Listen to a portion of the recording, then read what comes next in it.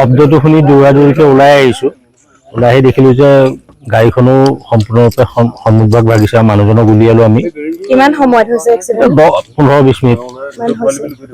আৰু তেখেতে পিছত গম পালোঁ যে তেখেত ডক্টৰ উদ্ধৱ ভৰালী, লখিমপুৰৰ আমাৰ বিজ্ঞানী হয়। আৰু আমি 108 খবৰ দিলোঁ। 108ৰ জৰিয়তে ইতিমধ্যে হস্পিটেললৈ নিয়া হৈছে।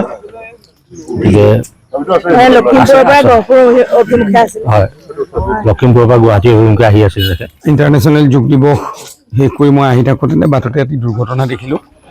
আৰু দুৰ্ঘটনা কলাবাৰীৰ আশে পাশে হৈছে। আমাৰ কলিতা গাঁৱৰ ওচৰত আমাৰ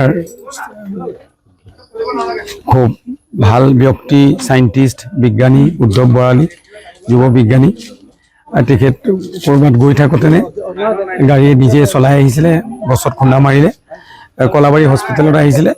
এতিয়া তেখেতৰ চেঞ্চ আছে, ভাল, এনেই বিশেষ অসুবিধা দেখা নাই। ডক্টৰে ৰেফাৰ কৰিছে লখিমপুৰ মেডিকেল কলেজলৈ।